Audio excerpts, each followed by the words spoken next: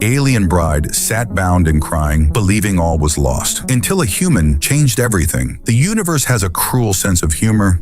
One moment you're the treasured daughter of a powerful duke, the next you're merchandise in an interstellar peace treaty.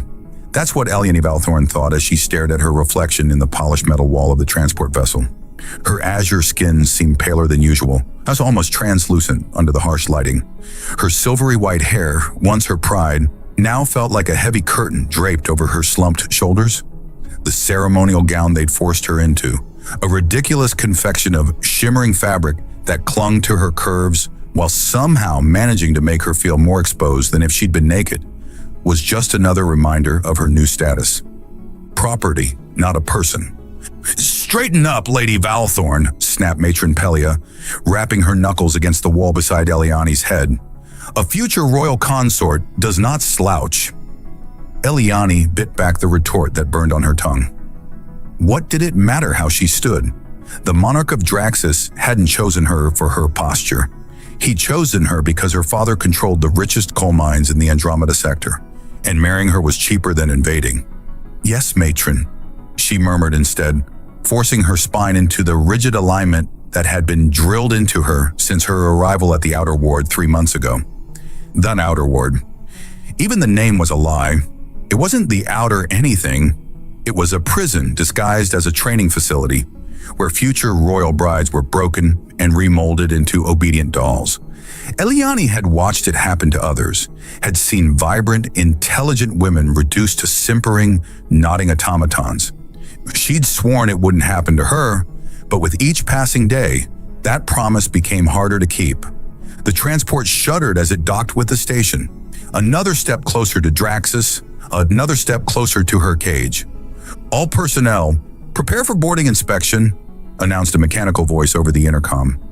Matron Pelia clapped her hands. "Places, ladies. Remember your training." Eliane took her position in line with the other trainees. 5 women from various worlds, all political pawns like herself. None met her eyes. They'd learned that lesson early. The airlock hissed open, and a contingent of guards marched in. Most wore the standard gray uniforms of the Draxian Royal Guard, but one. Eliane's breath caught. One was human. He stood taller than the others, his broad shoulders and powerful build making the Draxian guards look almost frail in comparison. His armor was different too. Rugged frontier guard style rather than the ornate ceremonial gear of the Draxians. But it was his face that held her attention. Strong-jawed, with storm-gray eyes that scanned the room with military precision and dark blonde hair cut short in human military fashion. Those eyes passed over her, then snapped back, widening slightly. For one heartbeat, maybe 2, their gazes locked. Something flickered in his expression. Recognition? Impossible. If her memory served her, she'd only ever met one human before, yet there was something. "Attention!" barked the Draxian captain, and the moment shattered. The human guard's face returned to professional blankness, but as he took his position by the door, Eliane could have sworn he glanced her way again. "Welcome to Outpost Theron," said the captain. "I am Captain Morik. My men will escort you to your quarters. The Outer Ward training will continue here until the royal vessel arrives in 2 weeks. 2 weeks, 14 more days of freedom, if you could call this freedom." As they filed out, Eliane passed close to the human guard. Without moving his head, he murmured, "Laya?" The childhood nickname hit her like a physical blow. Only one person had ever called her that. "Hayden," she whispered back, not daring to look at him. A slight nod was his only response before Matron Pelia ushered her forward. Impossible. Hayden Reynolds had been a minor son in her home world, her childhood playmate until her father had discovered their friendship and had him sent away to military camp regardless of the boy's family situation. She'd been 12, he'd been 14. She'd cried for weeks. Yet here he was, a grown man in a frontier guard's armor. Light years from home, looking at her like he'd found something precious he'd thought lost forever. For the first time in days, Eliane felt something other than despair. Hope was dangerous. Hope could break you faster than any matron's discipline. But as she followed the procession to her new quarters, she couldn't help the small flame that kindled in her chest. Hayden was here, And suddenly the universe didn't seem quite so cruel after all. 3 days passed before Eliani saw Hayden again. 3 days of rigorous etiquette training, posture correction, and lessons on Draxian royal protocols that left her mind numb and her spirit fraying. On the 4th night, as she sat alone in her quarters reviewing the day's lessons, a soft knock came at her door. 3 quick taps, a pause, then 2 more. A pattern from childhood, when they'd signaled each other to meet by the old oak tree behind her father's estate. Her heart leapt to her throat. She glanced at the surveillance panel, relieved to see it dark. The system underwent maintenance every 3rd night, something she'd overheard the guards discussing. She opened the door just enough to peek through. Hayden stood there in civilian clothes, simple trousers and a fitted shirt that did nothing to hide his muscular frame. Without the armor, he looked more like the boy she remembered, yet undeniably a man now. "Security maintenance," he said loudly, holding up a toolkit for any passing guards to see. Then, in a whisper, "May I come in?" Eliani stepped back, allowing him inside. The door closed with a soft hiss. For a moment, they simply stared at each other, the years between them both vast and insignificant. "Is it really you?" she finally asked, her voice barely audible. Hayden's storm gray eyes softened. "It's me, Laya. Older, uglier, but still me." "You're not ugly," she blurted, then felt heat rise to her cheeks. His laugh was quiet but genuine. "And you're even more beautiful than I remembered." The compliment warmed her in ways the Outer Ward's climate controls never could. "How are you here?" "The last I heard, you'd been sent to some military academy on Earth." "I was," he confirmed, setting down his toolkit and taking a cautious step closer. "Turns out I had a knack for it. Frontier Guard specialization. When I graduated, I requested an assignment to the Andromeda sector." His expression grew serious. "I never forgot you, Laya. I tried to contact you, but your father's people blocked every attempt." "He never told me," she said, though she wasn't surprised. Duke Valthorn had made his disapproval of their friendship abundantly clear. "When I heard about your arrangement with Draxus, I pulled every string I could to get assigned to this security detail." His jaw tightened. "I couldn't let you face this alone." Eliani's eyes stung with unshed tears. "You crossed half the galaxy for me?" "I would have crossed all of it." The simple declaration broke something inside her. A wall she'd built to protect herself from hope, from feeling. She moved toward him, and he met her halfway, strong arms enfolding her in an embrace that felt like coming home. "I missed you," she whispered against his chest, inhaling his scent. Earthy and distinctly human, so different from the sterile perfection of Draxian males. "I missed you too." His voice rumbled through her, his hand coming up to stroke her silvery hair. Every day. When they pulled apart, something had changed between them. The childhood friendship was still there, but layered with something new, an awareness of each other as man and woman. "We don't have much time," Hayden said reluctantly. "Security systems will be back online in an hour. Then we shouldn't waste it." Eliani took his hand, guiding him to sit beside her on the edge of her bed. "Tell me everything. How did you end up here? What happened after you left?"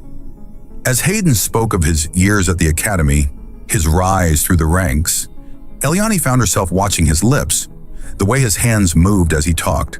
She'd never noticed as a child how expressive his face was, how his eyes crinkled at the corners when he smiled. "Your turn," he said eventually. "What happened to the girl who could outrun every boy in the settlement and climb trees faster than a Terran squirrel?" "She grew up," Eliani sighed, "became what her father wanted, the perfect bargaining chip." Hayden's hand found hers, fingers intertwining. "Not perfect," he said softly, "just perfect to me." The air between them seemed to thicken, charged with unspoken feelings. Eliani was acutely aware of his thumb tracing circles on her palm, sending shivers up her arm. "Hayden," she breathed, not sure what she was asking for. He understood anyway. Slowly giving her every chance to pull away, he leaned forward until his lips met hers. The kiss was gentle at first, a question more than a demand. But when she responded, pressing closer, it deepened into something hungry and desperate. His hands framed her face with surprising tenderness, even as his mouth claimed hers with growing passion. Eliani had been kissed before. Awkward, fumbling encounters with sons of her father's allies. Political matches that never sparked. Nothing had prepared her for this rush of heat, this feeling of rightness. When they finally broke apart, both breathing hard, Hayden rested his forehead against hers. "I've wanted to do that since I was 14, he admitted. "Why didn't you?" she asked, her fingers tracing the strong line of his jaw. "Because I was a coward." His smile was rueful. "And because your father would have had me shot." "He still might," she reminded him, though she couldn't bring herself to care about the danger. Hayden's expression grew serious. "Laya, I didn't just come here to see you again. I came to get you out." Hope flared, bright and dangerous. "That's impossible. The security—" "Nothing's impossible for humans when we set our minds to it," he said with quiet confidence. "But I need time to plan, and we need to be careful, if they suspect anything." The unspoken threat hung between them. The Draxians were not known for their mercy. "When can you come back?" she asked. 3 days, same time." He glanced at the chronometer on the wall. "I need to go. The systems will be back online soon." And Eliani nodded, though everything in her rebelled at the thought of him leaving. 3 days. He stood, reluctant in every line of his body. Then, as if unable to help himself, he pulled her to him for one more kiss. Deeper, more urgent than before. "I will get you out of here," he promised, against her lips. "Trust me." And despite everything, the impossibility of escape, the consequences of failure, Eliani found that she did. Eliani slipped back into her quarters, her lips still tingling from Hayden's goodbye kiss. 3 days until she would see him again. 3 days to maintain the facade of the obedient bride in training, while her heart raced with newfound hope. She had barely closed the door when a soft voice spoke from the shadows. "So the Duke's daughter has a human lover." Eliani whirled around, her hand flying to her throat. In the corner of her room sat one of the other trainees, Neria, a willowy alien with pale green skin and eyes like polished amber. Unlike the others who avoided interaction, Neria had occasionally offered Eliani small kindnesses, an extra dessert, a warning glance when Matron Pelia was in a foul mood.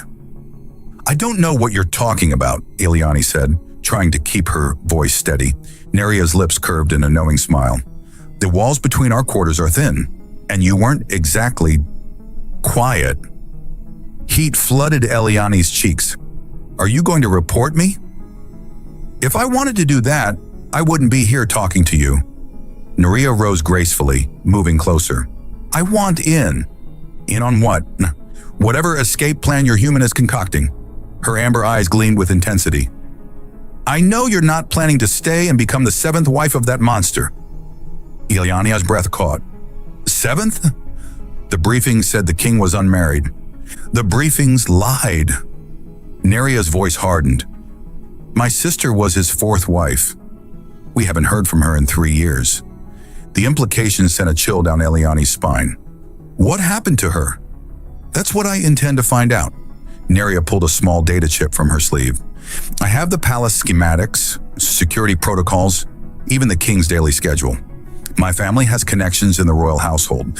This information could be useful to your human friend." Eliani hesitated. Trusting anyone in the outer ward seemed dangerous, but Neria's offer was too valuable to dismiss. "Why help me?" "Because humans are the only species who've ever successfully defied the Draxians."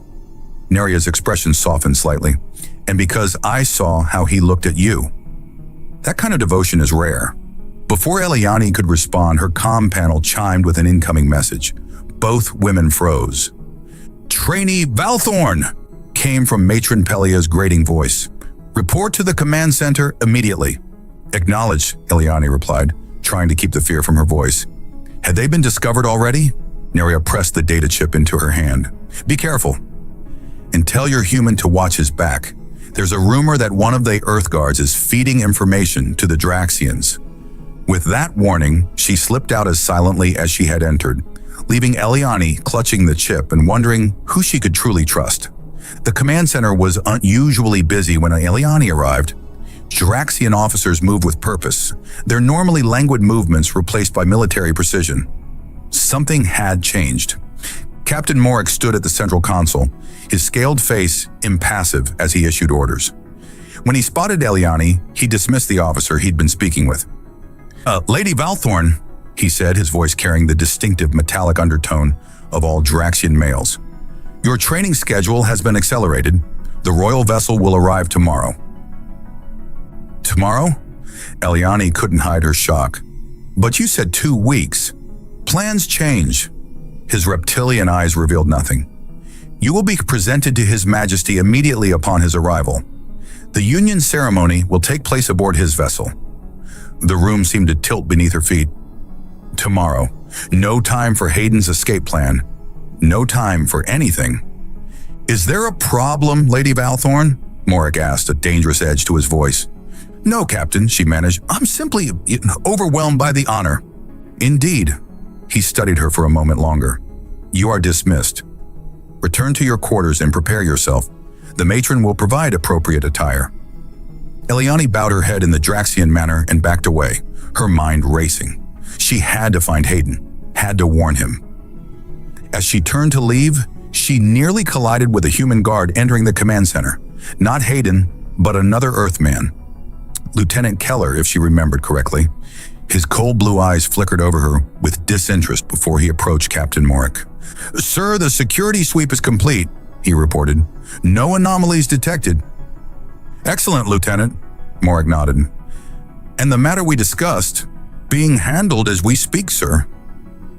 A chill ran down Eliani's spine. Neria's warning echoed in her mind. One of the Earth Guards was feeding information to the Draxians. Could it be Keller? She hurried back to her quarters, clutching Neria's data chip like a lifeline. She had to find a way to contact Hayden, to warn him about both the accelerated timeline and the possible traitor.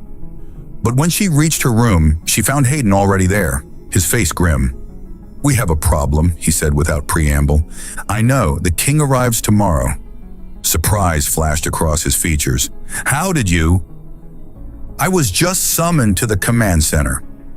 She pressed the data chip into his hand. And I have an ally. One of the other brides. She gave me this. Palace schematics. Security protocols. Hayden's eyebrows rose. Can she be trusted? I think so. She also warned me that one of the human guards is working with the Draxians. Keller, Hayden confirmed grimly. I caught him accessing my personal files. When I confronted him, he admitted he's been reporting to Morik. He knows about us, Laia. Fear clutched at her heart. Then why aren't we already in custody? Because he's using it as leverage. Hayden's jaw tightened. He wants off this station, says he's been stuck here too long, passed over for promotion. He'll keep quiet if I help him get reassigned to Earth. And will you? I told him I would. His storm gray eyes met hers. But we don't have time for that now. We need to move tonight. Tonight? Eliani's pulse quickened. How? There's a supply shuttle docking in 4 hours. The pilot's an old academy friend who owes me a favor. He'll take us as far as the Terran outpost on Proxima 3. The reality of what they were planning hit her suddenly. If we're caught, we won't be. Hayden's hands came up to frame her face, his touch gentle but sure. Trust me, Laia. And she did. Despite the danger, despite the impossibility of their situation, she trusted this human man with her life, with her heart. I need to speak with Neria, she said. She deserves a chance to escape, too. Hayden nodded. Bring her to Cargo Bay 3 at 0200 hours. And Laia, his voice softened. If this goes wrong, if we're separated, I want you to know. She silenced him with a kiss, pouring all her fear and hope and newfound love into it. When they broke apart, both breathing hard, she whispered, Tell me after we're free. His answering smile was worth any risk. The station's warning klaxons jolted Eliani awake at 100 hours. For a disoriented moment, she thought their escape plan had been discovered, but the announcement that followed sent a different kind of dread through her. Attention all personnel. Royal Draxian vessel approaching. Estimated docking time, 30 minutes. All honor guards report to docking bay 1. All bride trainees report to preparation chamber immediately. The king was arriving early, hours before their planned escape. Eliani scrambled from her bed, heart pounding. She had to find Hayden, had to warn Nerea. But before she could even reach for her robe, her door slid open to reveal Matron Pelia and 2 Draxian guards. "Lady Valthorn," the matron said, her thin lips curved in what might have been satisfaction. "You've been selected for the honor of greeting His Majesty personally. Come." There was no opportunity to resist, no chance to send a message. The guards flanked her, and Matron Pelia efficiently directed a team of attendants who descended upon Eliani like a swarm of insects, stripping away her sleep clothes and replacing them with an elaborate ceremonial gown of shimmering silver fabric that clung to her curves like water. "The king specifically requested you," Matron Pelia said as an attendant brushed Eliani's silvery hair. "He viewed the candidate profiles and was most impressed by yours." Eliani fought to keep her expression neutral. "I am honored." "As you should be." The matron's eyes narrowed slightly. "Though I must say, your training results have been inconsistent. No matter, His Majesty sees something in you that pleases him." The preparations continued in a blur of cosmetics, jewelry, and final adjustments to the gown. All the while, Eliani's mind raced. Where was Hayden? Would he know what had happened? And what of their escape plan? And then, by the time they led her to the docking bay, Eliani felt like a doll, beautifully adorned but hollow inside. The bay had been transformed for the royal arrival, with Draxian banners hanging from the ceiling and an honor guard of both Draxian and human soldiers standing at attention. Her eyes frantically searched for Hayden among the human guards, but he wasn't there. Instead, she spotted Lieutenant Keller, his cold blue eyes meeting hers with a knowing smirk that sent chills down her spine. A hush fell over the assembly as the airlock cycled open. First came the royal guards, massive Draxian warriors in ceremonial armor that gleamed under the bay's lights. Then, flanked by advisors and attendants, entered King Malrax of Draxus. Eliani had seen images of him during her training, but they hadn't captured his imposing presence. Taller than even the largest humans, with scaled skin the color of burnished copper and eyes like molten gold. He moved with predatory grace. His ceremonial robes, black and crimson, emphasized his powerful build. Those golden eyes swept the assembly before settling on Eliani. His mouth, filled with teeth too sharp for comfort, curved in what she supposed was meant to be a smile. "So this is the daughter of Duke Valthorn," he said, his voice surprisingly melodious for such a fearsome being. "The reports did not exaggerate your beauty." Protocol demanded she bow deeply, which she did, fighting to control her trembling. "Your Majesty honors me beyond my worth." "I will be the judge of your worth," he extended a scaled hand. "Come, walk with me. I wish to know the woman who will soon be my bride." With no choice but to obey, Eliani placed her hand in his. His skin was warmer than she expected, almost hot to the touch, and dry like sun-baked stone. As he led her from the docking bay, she cast one desperate glance back, hoping to see Hayden. Instead, her eyes met Nerea's. The green-skinned woman stood with the other trainees, her expression carefully blank, but her amber eyes conveyed a clear message. Don't give up. King Malrax toured the station with Eliani on his arm, speaking of Draxus, of the palace that would be her new home, of the duties she would assume as his consort. She responded appropriately, years of diplomatic training allowing her to maintain the facade of the honored bride-to-be, while her mind screamed in panic. "You're unusually quiet," the king observed as they entered the station's observation deck, a transparent dome that offered a spectacular view of the stars. "Are you afraid, little one?" "Only of failing to please your majesty," she replied carefully. He laughed, the sound surprisingly warm. "Diplomatic? Good, but unnecessary. I value honesty in my household." "Then honestly, yes, I am afraid."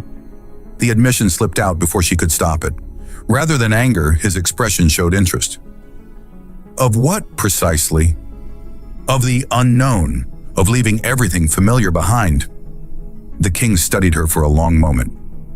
"Your father spoke of your intelligence, but not of your candor. I find it refreshing." He gestured to the stars beyond the dome.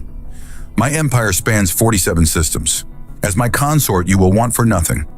Your family's position will be secured for generations." "And what of the other consorts?" Eliani asked, Nerea's words about her sister echoing in her mind. Something flickered in those golden eyes. Surprise, perhaps, or wariness. What do you know of them? Only rumors, Your Majesty. Rumors can be dangerous things. His tone remained pleasant, but a new tension had entered his massive frame. My previous consorts serve different functions now. You need not concern yourself with them. Before she could respond, the deck's entrance slid open, and Captain Morik entered with Lieutenant Keller. Your Majesty, Morik said with a deep bow, forgive the interruption, but there is a security matter requiring your attention. The king's eyes narrowed. Speak? Perhaps in private, sire, Morik suggested with a pointed look at Eliani. Lady Valthorn is to be my consort. She may hear whatever concerns my security, the king said dismissively. Keller stepped forward, his eyes briefly meeting Eliani's with cold triumph. Your Majesty, we have evidence of a plot against you. A human guard named Hayden Reynolds has been conspiring with one of the bride trainees to escape the station. Eliani's blood turned to ice, but years of political training kept her expression neutral. Is that so? The king asked, his tone deceptively mild. And which trainee would that be? We're still investigating, sire, Morik said, but we've detained Reynolds for questioning. They had Hayden. The thought sent panic coursing through her, but she forced herself to remain calm. Interesting, the king mused. And what does this human guard have to say for himself?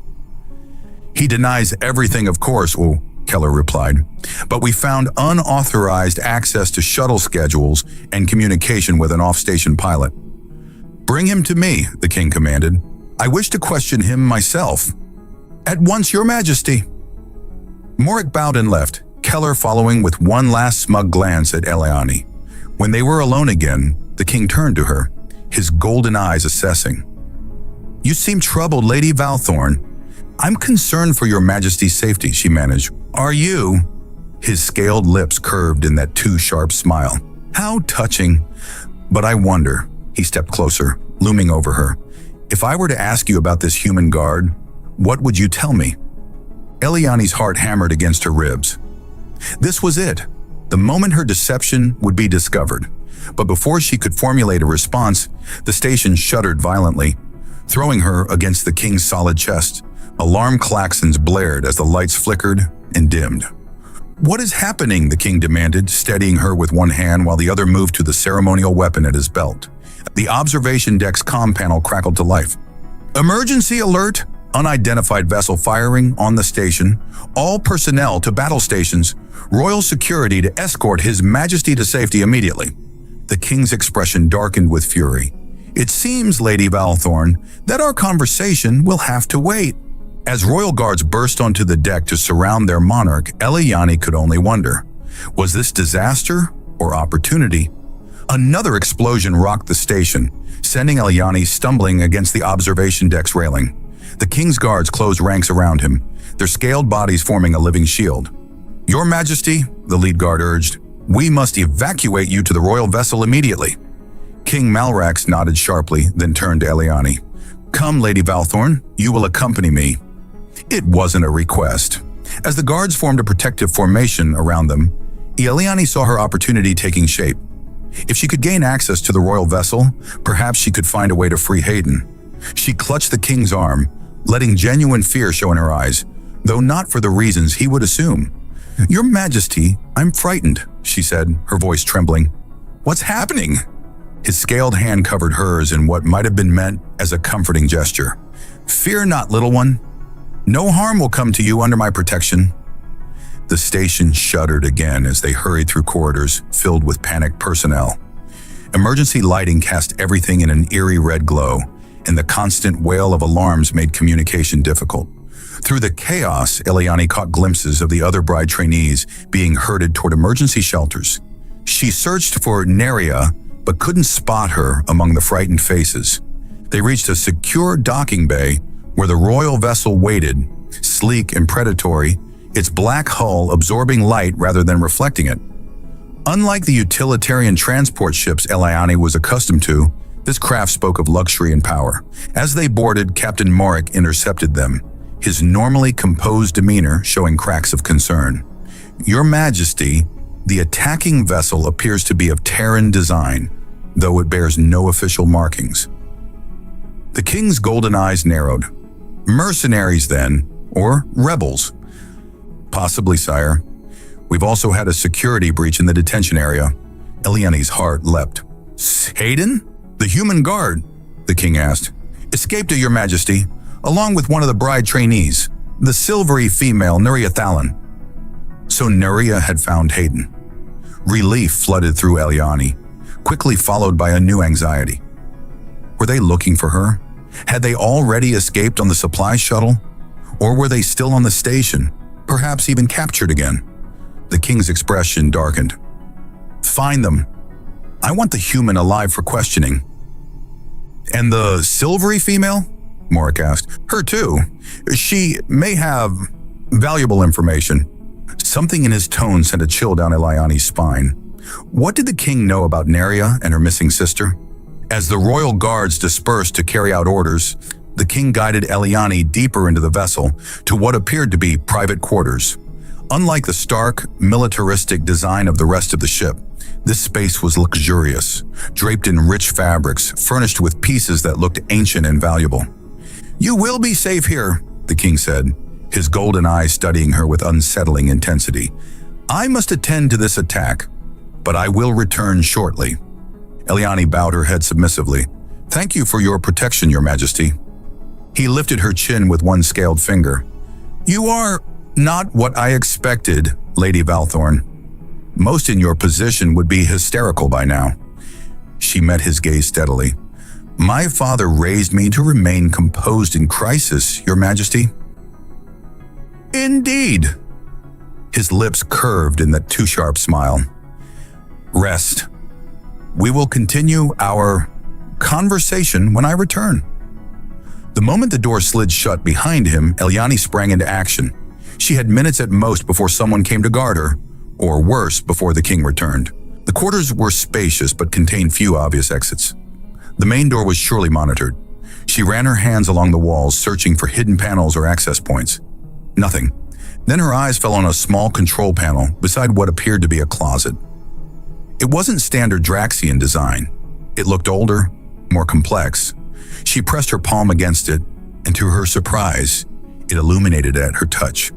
The closet door slid open, revealing not storage space but a narrow corridor bathed in dim blue light. Eliani hesitated only briefly before slipping inside. The door closed silently behind her, leaving her in the eerie blue glow. The corridor extended perhaps 20 meters before ending at another door, this one larger, more substantial. As she approached, she noticed the temperature dropping steadily. By the time she reached the end, her breath fogged in the air, and she hugged her thin ceremonial gown around her for warmth. The door had no obvious control panel. Instead, a small screen displayed Draxian text she couldn't read. Below it was a simple scanner.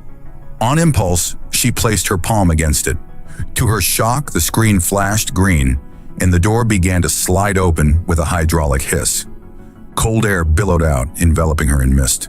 As it cleared, Eliani gasped.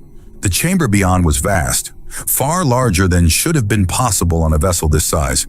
Along both walls, stretching into the distance, were transparent pods, and inside each pod was a woman, different species, different ages, all perfectly still, their eyes closed as if in peaceful sleep. The king's previous brides. Eliani stepped forward, drawn by horrified fascination. The nearest pod contained a woman with features similar to Naraya's, the same green skin, though paler, the same elegant bone structure. This had to be her sister. A soft sound behind her made Eliani whirl around, heart pounding. I was wondering when curiosity would lead you here, said King Malrax, standing in the doorway. Sooner than I expected. You continue to surprise me, Lady Valthorn. Eliani backed away, bumping into one of the pods. What is this? What have you done to them? Done? The king stepped into the chamber, the door closing behind him. I've preserved them, protected them, given them purpose. They're people, not specimens. They are my consorts, he corrected, and they serve the Empire in ways you cannot yet understand. By being kept in stasis? Frozen like this? Not stasis. He moved closer, his massive form blocking any path to escape. Something far more sophisticated. Their minds are active, connected. They process information, solve problems too complex for our computers.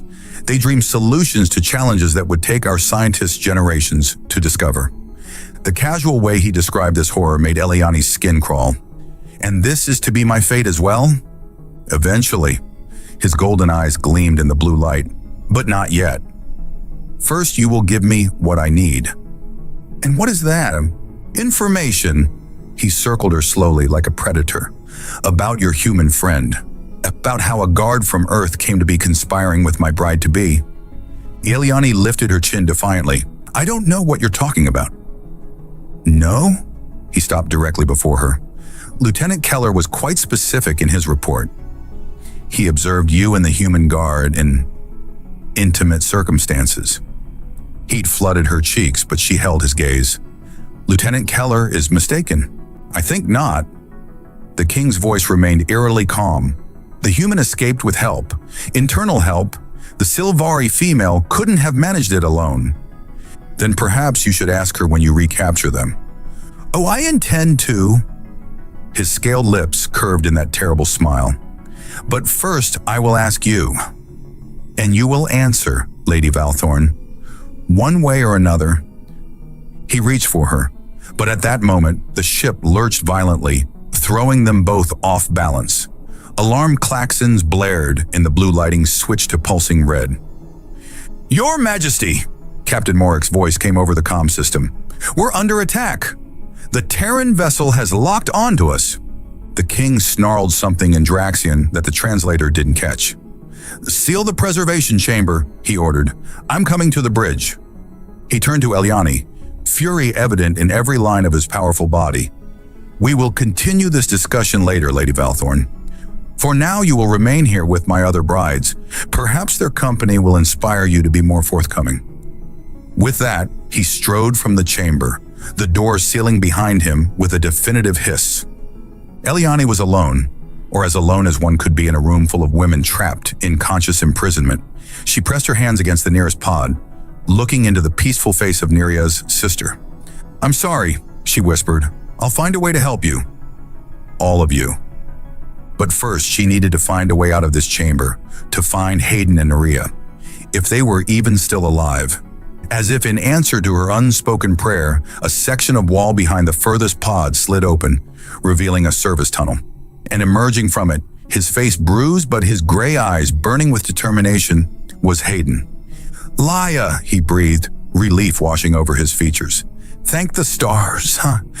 She ran to him, throwing herself into his arms with such force that he staggered back. His embrace was solid, warm, real. Everything the cold horror of the preservation chamber was not. How did you find me?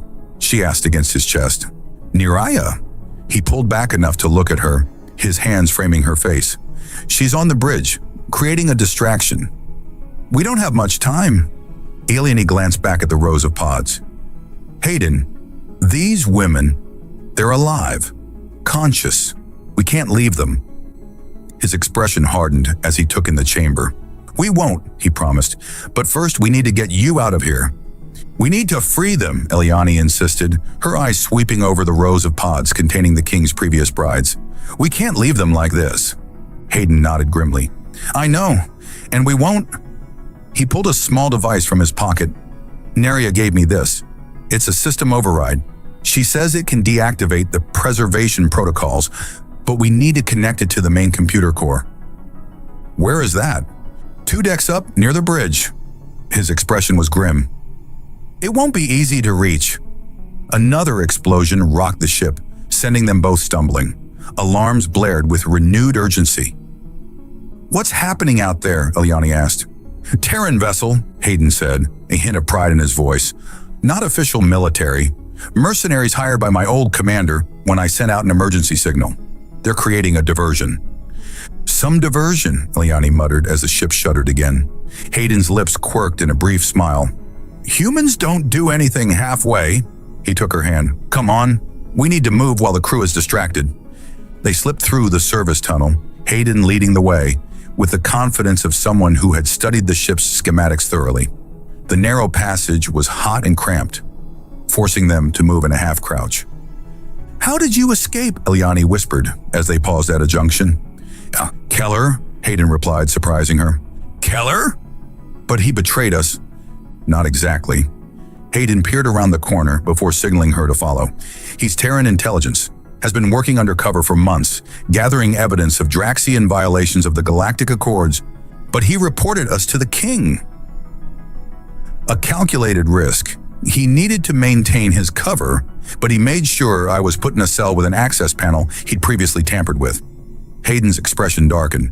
What he didn't count on was Morik ordering the guards to soften me up first. Eliani noticed the bruises on his face with fresh concern. "Are you all right?" "I've had worse in basic training," he assured her with a wink that didn't quite hide his discomfort. "Neria found me after I got out. She knows the ship. Apparently her family has connections in the Draxian Royal Service. She's creating a distraction on the bridge while we free the others." They reached the end of the service tunnel, where a small grate looked out onto a corridor. Hayden peered through, and then carefully removed the grate. "Clear for now," he whispered. "The computer core is just ahead." They emerged into the corridor, which was bathed in the same pulsing red emergency lighting as the preservation chamber. The ship rocked again, and distant shouts could be heard. "This way," Hayden urged, guiding her toward a sealed doorway at the end of the corridor. Before they could reach it, the door slid open, revealing Lieutenant Keller. His cold blue eyes widened briefly in surprise before his face settled into its familiar mask of disdain. "Reynolds," he acknowledged with a curt nod. "Lady Valthorn." Eliani tensed, ready to flee, but Hayden's hand on her arm kept her in place. "Lieutenant," Hayden replied evenly, "we're heading for the computer core." "I assumed as much." Keller glanced over his shoulder. "Well, you have about 3 minutes before security protocols automatically lock down this section. The king is on his way back from the bridge. Apparently your Silvari friend wasn't as distracting as she hoped to be." Eliani's heart sank. "They've captured Neria." "Not yet," Keller said. "She's barricaded herself in the communications room. Clever girl, but it won't last." He stepped aside. "I'll buy you what time I can." "Why help us now?" Eliani demanded, still suspicious. Keller's cold eyes met hers. "Because what's happening on this ship violates every principle the Terran Alliance stands for. Because those women deserve better." His gaze shifted to Hayden. "And because no human leaves another behind." Hayden clasped the lieutenant's shoulder briefly. "Watch your back." "Always do." Keller handed him a small weapon. "You might need this."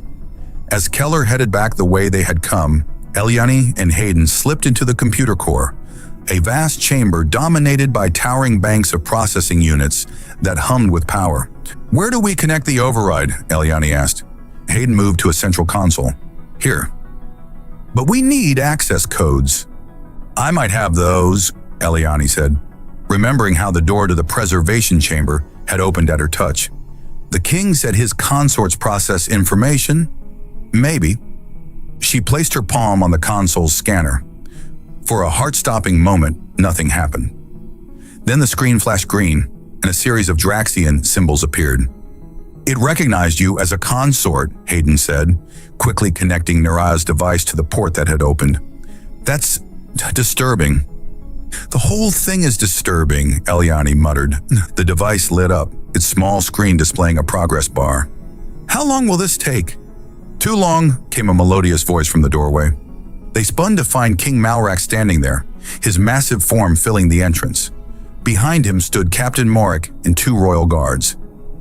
"I'm disappointed, Lady Valthorn," the king said, his golden eyes gleaming in the dim light. "I offered you protection, position, power, and you choose to betray me for this human." Eliani lifted her chin defiantly. "You offered me imprisonment. Those women aren't consorts, they're prisoners."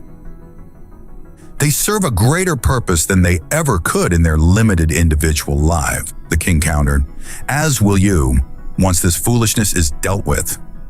His gaze shifted to Hayden, hardening with contempt. "Humans, always interfering where they don't belong. Your species' arrogance knows no bounds." "We call it standing up for what's right," Hayden replied. subtly shifting to place himself between Eliani and the king. Something your people could learn from. The king's scaled lips pulled back in a snarl. Captain, take the human to the detention level. He will be made an example of. As Morik and the guards moved forward, the ship lurched violently, far more severely than before. The lights flickered, then died completely, plunging the chamber into darkness before emergency lighting activated. Your Majesty, a panicked voice came over the comm system. The Terran vessel has breached our hull. They're boarding. The king snarled something in Draxian, then turned to Morik. Secure the bridge. I'll deal with these two myself. As Morik and the guards hurried away, the king advanced on Hayden and Eliani, drawing a ceremonial blade from his belt. It seems I must handle this personally. Hayden raised Keller's weapon, but the king moved with surprising speed for his size, knocking it from Hayden's hand before he could fire.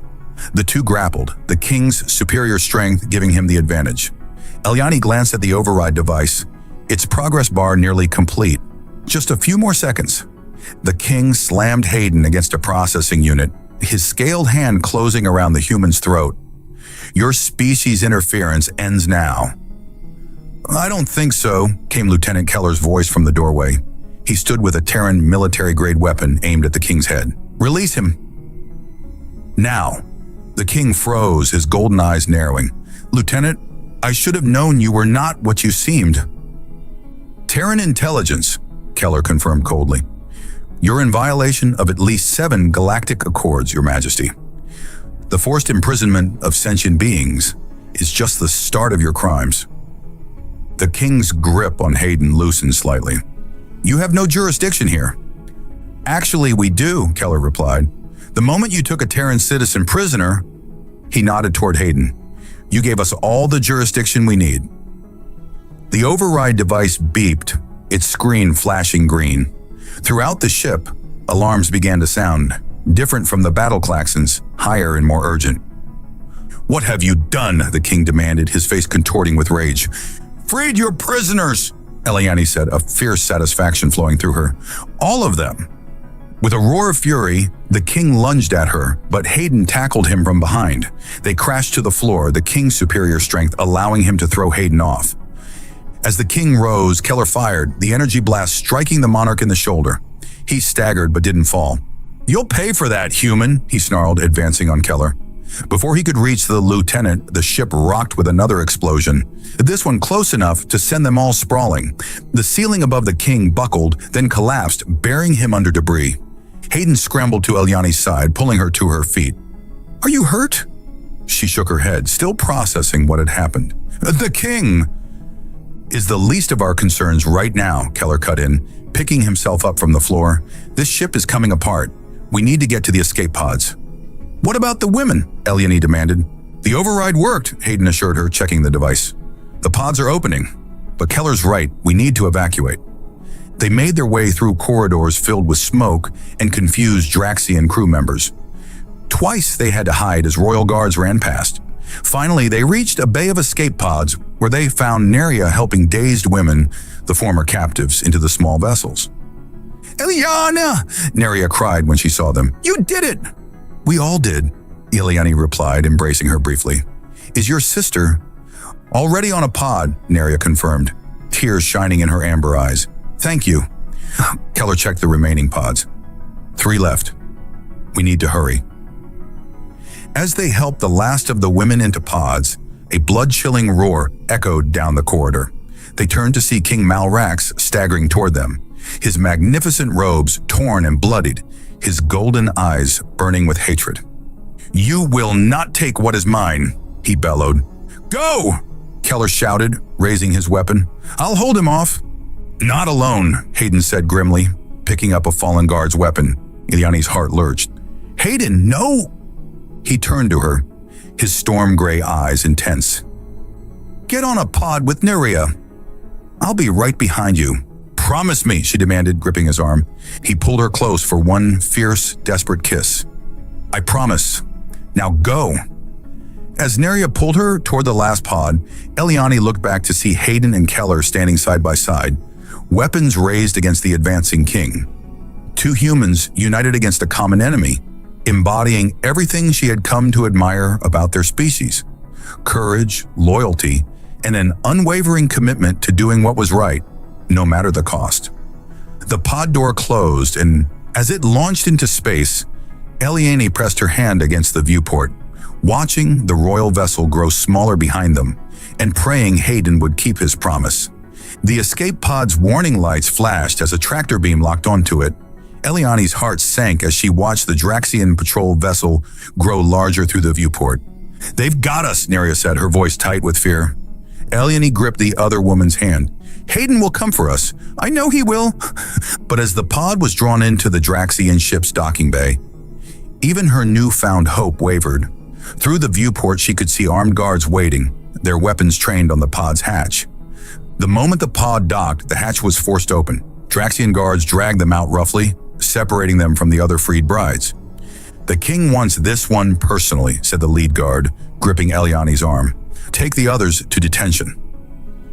As they marched her through the corridors, Eliane's mind raced. Where was Hayden? Had he and Keller escaped the royal vessel before it was destroyed? Or had they? She couldn't finish the thought.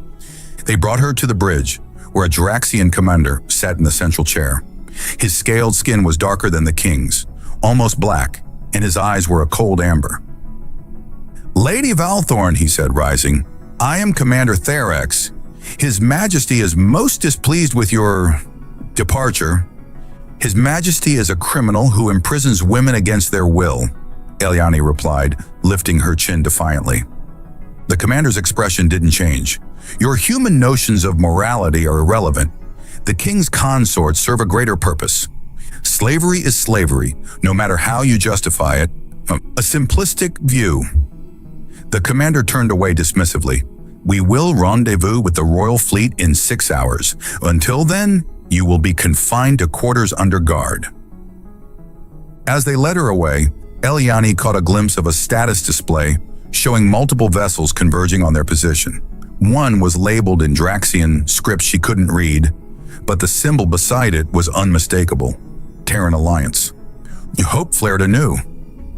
Hayden was coming. The quarters they confined her to were Spartan but comfortable, clearly officers' quarters repurposed for her detention. A single guard stood watch outside the door. Eliane paced, counting the minutes, planning what she would do when, not if, Hayden arrived. 3 hours into her captivity, the ship shuddered violently. The lights flickered, then dimmed as emergency systems activated. Distant explosions echoed through the hull. The guard outside her door received an urgent communication, then hurried away without securing the door properly. Eliane didn't hesitate. She slipped out into the corridor, which was now bathed in red emergency lighting. Crew members ran past, none paying her any attention in the chaos. She made her way toward the sound of weapons fire, driven by an instinct she couldn't explain. If Hayden was aboard, that's where he would be.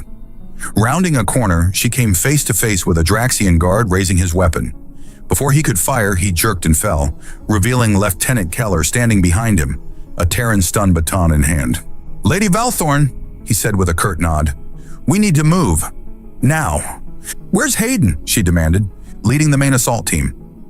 "This way." Keller led her through service corridors and maintenance shafts, avoiding the main battle. "Hayden insisted on coming for you himself," he explained as they moved. "Pulled every string he had. Half the Terran special forces in this sector are here." "For me?" Eliane couldn't hide her surprise. Keller's usually cold eyes softened slightly. "Not just you. The evidence we gathered on the King's activities was enough to trigger a full Terran intervention. Those women he kept prisoner, some were Terran citizens or allies. They reached a junction where the sounds of battle were louder. Keller checked his weapon. "Stay behind me." They emerged onto a wide corridor where a firefight was in progress. Terran soldiers in advanced combat gear exchanged fire with Draxian guards. And there, in the center of it all, directing the Terran forces with calm authority, was Hayden. He spotted her immediately, his face lighting up with relief and joy. "Laia!" Before he could reach her, a massive figure burst through a side door. King Malarax, his royal armor scorched and dented, but still imposing. He held a Draxian energy weapon that he leveled at Hayden's back. "Hayden, behind you!" Eliani screamed. Hayden turned, but too late to avoid the shot. Eliani didn't think. She moved, throwing herself forward and shoving Hayden aside. The energy blast grazed her shoulder, sending her spinning to the floor. The king roared in fury, advancing on them both. Keller fired, his shots absorbed by the king's armor. Hayden scrambled to Eliani's side. "Laya, are you hurt?" "I'm fine," she gasped, and the pain in her shoulder sharp but bearable. "Stop him." Hayden's face hardened with determination. He grabbed a fallen Draxian weapon and rose to face the king. "You dare stand against me, human?" The king snarled. "You are nothing." "That's where you're wrong," Hayden replied, his voice steady. "Humans don't stand alone." As if on cue, the Terran soldiers formed a line behind him. Weapons trained on the king. Keller moved to Hayden's side, his own weapon ready. The king hesitated, golden eyes darting between them. For the first time, uncertainty crossed his regal features. "It's over, your majesty," Hayden said. "Surrender." With a roar of defiance, the king fired wildly. The Terrans returned fire, their combined assault finally penetrating his armor. The mighty monarch of Draxus fell, his golden eyes dimming as he stared at Eliani in disbelief. "How?" he whispered. "How could you choose a human?" Eliani rose, leaning on Hayden for support. "Because humanity stands for something greater than power. They stand for freedom." The king's eyes closed for the final time as Draxian medics rushed forward, too late to save him. 3 months later, Eliani stood on the balcony of her father's estate, watching the twin moons rise over the forests of her homeworld. The breeze carried the scent of night-blooming flowers, a fragrance she had missed during her time away. Behind her, the sounds of celebration drifted from the grand hall where her father, Duke Valthorn, was hosting a diplomatic reception. The Draxian Empire had fallen into civil war after the king's death, with reformist factions gaining ground against the Old Guard. Her father, ever the political survivor, had aligned himself with the reformists in the Terran Alliance. "There you are," came Hayden's voice as he joined her on the balcony. He wore a Terran diplomatic uniform now, the insignia of the Alliance gleaming on his collar. "Your father's looking for you. Something about introducing you to the new Draxian ambassador." Eliani smiled, leaning into him as his arm circled her waist. "Let him wait a moment." Hayden's lips brushed her temple. "Nuria sent a message. Her sister is recovering well. They're establishing a foundation for the other women to help them reintegrate." "We should contribute," Eliani said. "It's the least we can do." "Already arranged." His smile was warm in the moonlight. "Your father approved the funds this morning." She turned to face him fully, her azure hands framing his face. "My father approves of quite a lot these days, including you." "Amazing what helping to overthrow a tyrant will do for a man's reputation," Hayden said with a wry grin. "Though I think he's still getting used to the idea of his daughter marrying a human." "He'll adapt," Eliani said confidently. "After all, humanity saved us all." Hayden's arms tightened around her. "We had help. Your courage saved my life, remember?" "We saved each other," she corrected, rising on her toes to kiss him. As their lips met, Eliani marveled at the journey that had brought them here, from childhood friends to conspirators to lovers standing on the brink of a new future. A future where humans and aliens worked together, where old prejudices gave way to new alliances, and where love could flourish across the boundaries of species and social class. Behind them, Duke Valthorn cleared his throat. "Daughter, Commander Reynolds, your presence is requested inside." They turned to find her father watching them with a mixture of resignation and affection. "Of course, father," Eliani said, taking Hayden's hand firmly in hers. As they followed the Duke inside, Hayden leaned down to whisper in her ear. "I told you humans don't do anything halfway, especially when it comes to rescuing the women they love." Eliani's heart swelled with happiness. From a bound and crying bride who believed all was lost, to a woman standing proudly beside the man she loved, her journey had been transformed by human determination, courage, and love. And she wouldn't have it any other way.